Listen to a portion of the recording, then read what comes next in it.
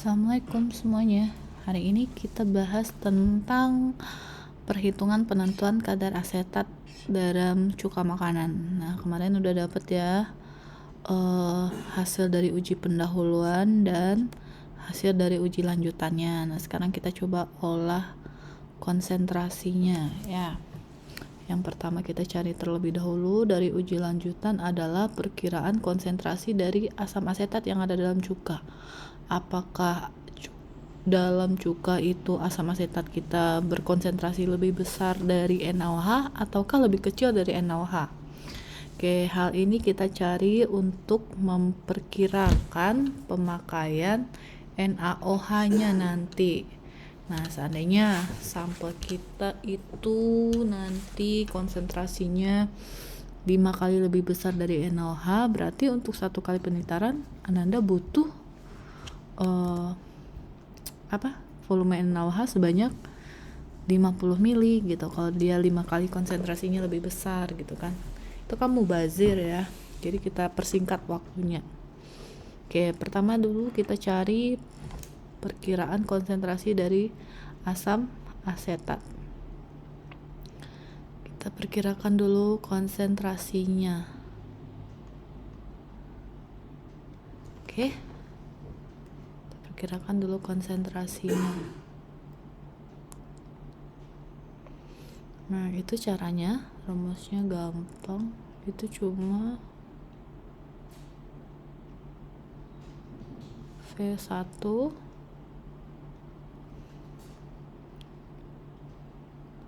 kali N1 V2 kali N2. V1 itu kepunyaan cuka, V2 kita kepunyaan NaOH. Nah, N2 berarti N dari NaOH. Nah, ini Anda dapat dari hasil standarisasi.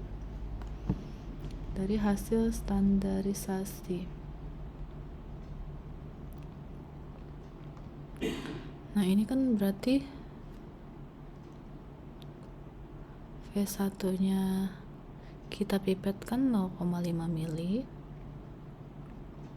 N1 yang kita cari, V2 nya itu pemakaian NaOH berarti 25 mili. Oke, 25 mili NaOH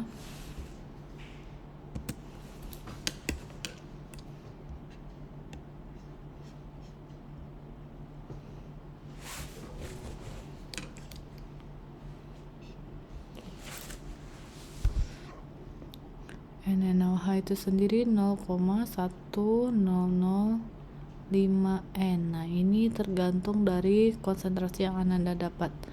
Dapatlah N1 nya misalnya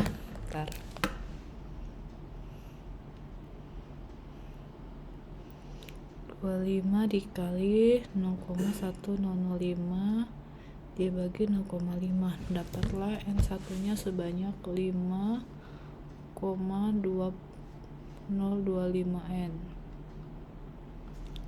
Nah, inilah konsentrasi asam asetat dalam sampel cukanya. Nah, jadi harus kita bagaimana kan, harus kita encerkan. Berarti ada V kali N cuka encer, V kali N cuka pekat. Nah, kenapa harus kita encerkan? Hal ini dilakukan untuk menghemat pemakaian NaOH-nya tadi. Idealnya dia harus 1:1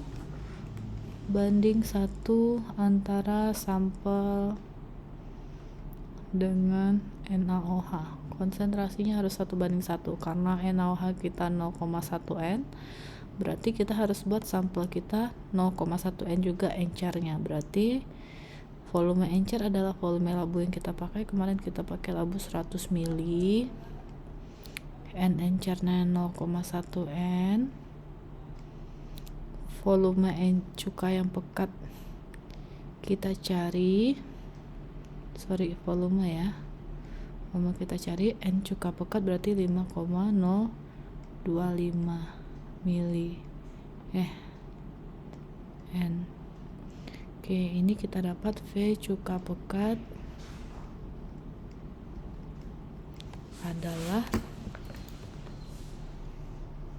100 dibagi 0,1 dikali 0,1 dibagi 5,025 dapatlah 1,99 ml.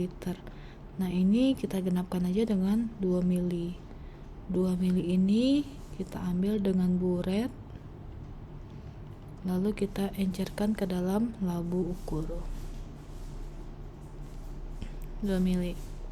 Oke, lalu kalau nggak kita encerkan seperti yang di atas ini, apa sih efeknya? Efeknya kalau kita pakai rumus V1N1 V2N2, di mana N1 nya punya cuka dan N2 nya punya NaOH, maka nanti jika biasanya kita memipet ke dalam LMR 10 mili dengan konsentrasi cuka sebanyak 0,25, maka pemakaian NaOH nya akan menjadi besar karena di sini hanya ada 0,1 N penampungnya. Nah, coba Ananda bayangkan untuk satu kali penitaran Ananda perlu membutuhkan 50 mili NaOH, 500 mili NaOH. Nah, ini bakalan capek sekali, makanya kita harus encerkan menjadi ini 2 mili dalam labu ukur 100. Labu ukur 100 kita dapat dari sini nanti. Oke. Tahapan berikutnya Anda lakukan uji lanjutan ya. Oke, selesai pekerjaan kita di uji pendahuluan. Nah, di uji lanjutan, sampel yang 2 mili ini kita masukkan ke rumus untuk mencari gram sampel. Rho kali mililiter tadi, dimana rho untuk cuka itu adalah 1,05 gram per mililiter. Mililiter yang kita gunakan untuk masuk ke buret tadi 2 mili. Nah, 2 mili kali 1,05 itu hasilnya 2,1 gram. Nah, ini data yang akan kita masukkan ke rumus, dimana untuk mencari kadar asam asetat rumusnya V kali N NaOH kali Be asam asetat kali faktor pengenceran per gram sampel kali 1000 kali 100%. Oke. Nah, penitarannya kan ada 3 kali, berarti ada 3 kadarnya yang Anda cari. Berarti di sini Anda cari persen asam asetat 1, berarti volumenya 10 mili kali NaOH nya 0,1005 N dikali Be nya 60 gram per molek ya, molek kali faktor pengenceran. Faktor pengenceran adalah volume labu ukur per volume pipet gondo, dapatlah 10. Berarti ini 10 kali 100% per 2,1 gram kali 1000. Nah, berapakah kira-kira? Berarti ini 10 dikali 0,1005 dikali 60 dikali 10 dikali 100 dibagi 1000 dibagi 2,19 itu hasilnya 27,5,3%. Nah, inilah kadar dari sampel kita yang pertama. Lalu Ananda cukup memasukkan asetat kedua dengan mengganti 10 mili menjadi volume yang sebelumnya, yang ini, yang kedua. Nah, di data saya itu 9,8, jadi 9,8 kali 0,1005 N dikali 60 gram per molek dikali 10 kali 100 nasi ayam kecap sama susu es di ruang BK 1 gram kali 1000 gram per 1000 mili per liter. Oke, nah ini kita cari, tinggallah sekian. Nah, dapat persen asetat ketiga, kita cari juga seperti itu. Nah, setelah dapat 1, 2, 3, maka kesimpulannya nanti kalian cari rata-ratanya. Persen asam asetat adalah 1 tambah 2 tambah 3 per 3. Dapatnya berapa? Misal 2,567%. Nah, ini kita masukkan kesimpulan. Jadi kadar CH3COOH dalam cuka adalah 25,67%. Oke, apakah sudah selesai sampai di sana? Tidak ya. Jadi kita harus cari juga SD dan RSD. Yang kita cari dari kadarnya, bukan volume. Lalu kita cari persen ketelitian, juga persen kesalahan.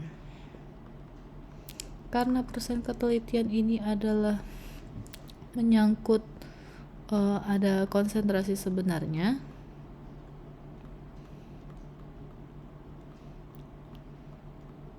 atau teori, ini bisa kita lihat di labelnya. Di label sampelnya tertulis 25%. Jadi Ananda bisa mencari yang ini. Kita bisa mengukur seberapa teliti kita atau seberapa besar kesalahan kita. Oke, silahkan diperbaiki perhitungan di laporannya. Ibu tunggu perhitungannya. Oke, terima kasih. Assalamualaikum.